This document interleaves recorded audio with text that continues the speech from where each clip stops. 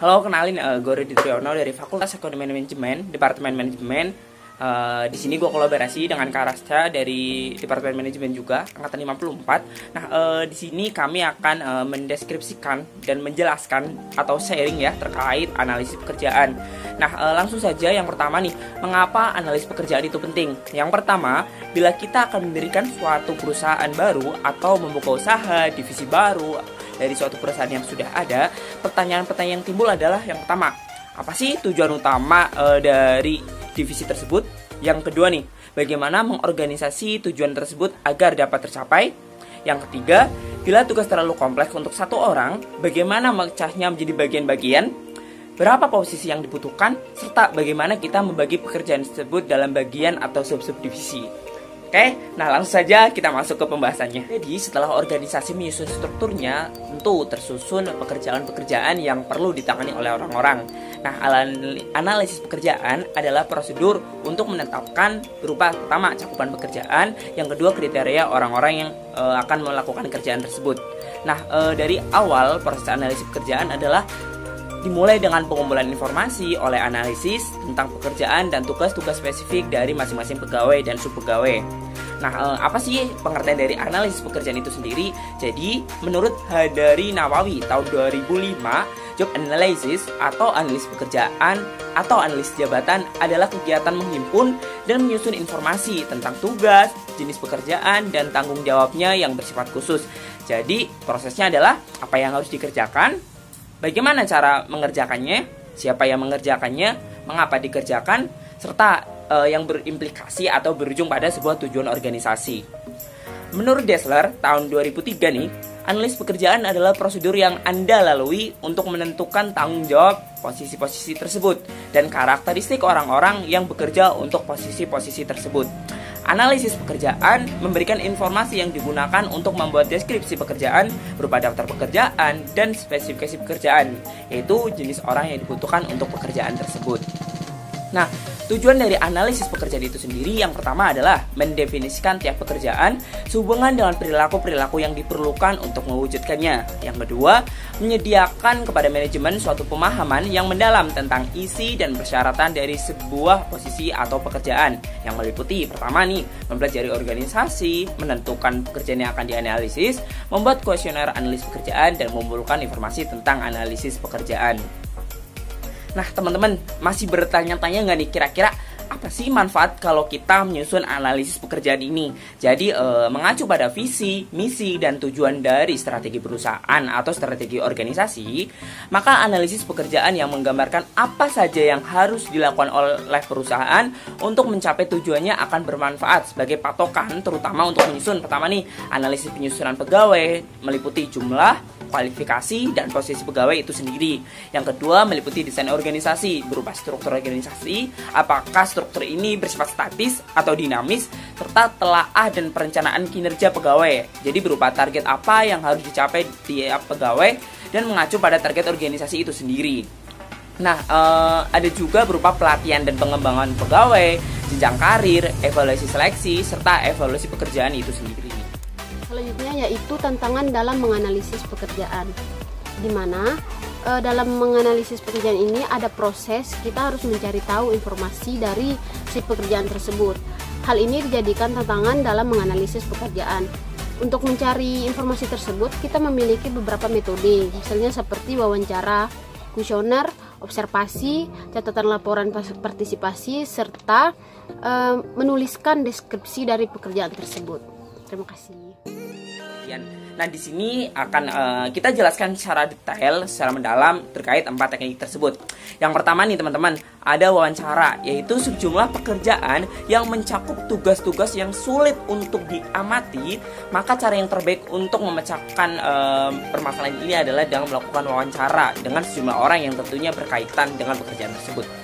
Sebagai contoh nih teman-teman, ketika Anda ingin memahami pekerjaan seorang perancang perangkat lunak dalam software tentunya dalam mengembangkan sebuah program grafik yang disesuaikan dengan kebutuhan printer komersial. Nah, bagaimana cara Anda menganalisis pekerjaan tersebut? Tentunya Anda dapat mewawancari seorang pemegang jabatan, supervisornya, anggota tim desain produk, ada juga anggota staf yang menulis kode-kode komputer untuk mengimplementasi desain tersebut, serta konsumen yang pada akhirnya menentukan tujuan dari desain mereka.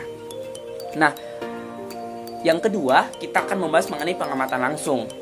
Jadi, menurut Frederick Taylor yang sangat paham bahwa mengamati para karyawan sedang melakukan tugas akan menghasilkan informasi-informasi yang kaya mengenai tugas yang tercakup di dalamnya. Pengamatan ini mungkin mencakup penggunaan video tab, audio tab, dan bahkan memantau secara elektronik, mengukur secara fisik atas kegiatan yang dilakukan, seperti mengukur objek yang harus dipindahkan, dan uraian mengenai cara kerja sebuah mesin. Seringkali tentunya memerlukan sejumlah observasi terhadap pekerjaan pada saat dilakukan. Jadi tipe-tipe pekerjaan yang dilakukan pengamatan melalui pengamatan langsung adalah pekerjaan-pekerjaan yang tentunya bersifat secara fisik gitu teman-teman. Nah, untuk lebih jelasnya, pengamatan atau observasi ini memiliki beberapa kelebihan. Yang pertama nih, informasi tentu langsung dari tangan pertama, mendapat gambaran yang jelas mengenai kondisi kerja, keterampilan dari suatu karyawan yang diperlukan, serta peralatan-peralatan yang dibutuhkan untuk melakukan pekerjaan tersebut. Adapun kelemahannya apa? Yang pertama, kelemahannya mahal. Yang kedua, lambat. Kenapa dua hal ini menjadi kelemahan dalam pengamatan? Karena proses pengamatan memerlukan waktu yang lama, teman-teman. Nah, namun observasi baik untuk pekerjaan yang dapat diobservasi secara fisik atau bersifat pengulangan atau manual, tetapi kurang cocok untuk pekerjaan yang memerlukan aktivitas mental yang tinggi dan konsentrasi yang tinggi. Misalnya ahli hukum, programmer komputer, insinyur desain, dan lain-lainnya. Ada berupa kuesioner karena lebih ekonomis, karena lebih ekonomis daripada wawancara atau observasi, atau dalam tadi kita sebut pengamatan. Kuesioner seringkali digunakan jika informasi yang diperlukan harus dikumpulkan dari banyak sumber atau pemegang jabatan.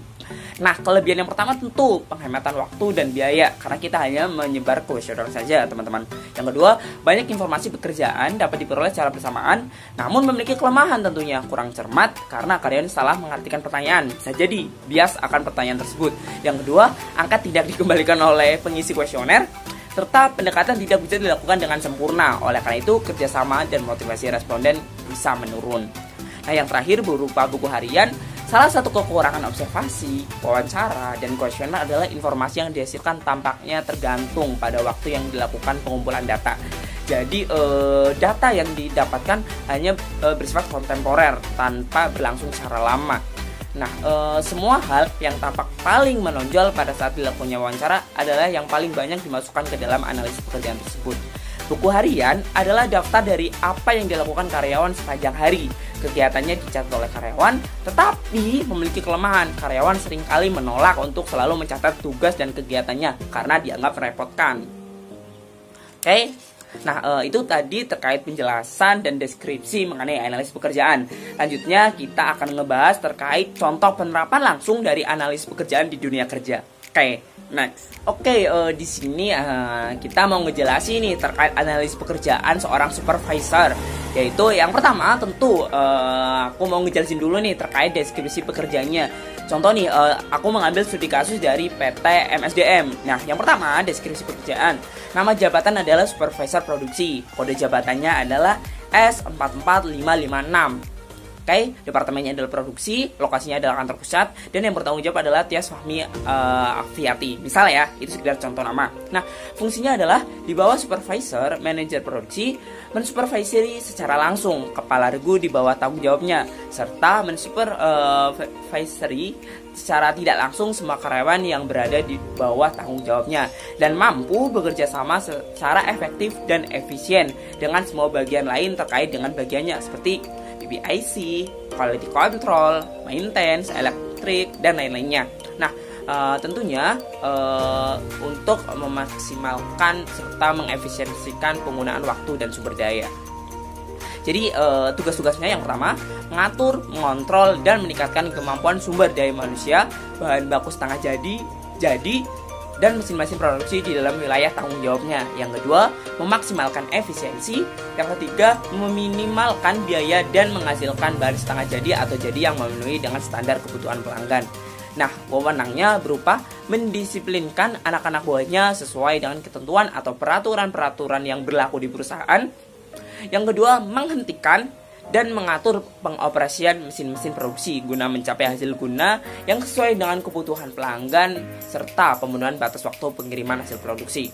Serta tanggung jawabnya adalah bertanggung jawab dalam memberikan bimbingan atau pelatihan kepada anak buah guna mencapai tingkat batas minimum kemampuan yang diperlukan bagi timnya dan mendisiplinkan anak buahnya sesuai dengan ketentuan atau peraturan yang berlaku di perusahaan itu. Yang kedua, bertanggung jawab dalam pemenuhan standar kualitas hasil produksi sesuai dengan tingkat kebutuhan customer serta penjadwalan pengiriman produksi yang telah ditetapkan dan telah melalui serangkaian dari PPIC schedule.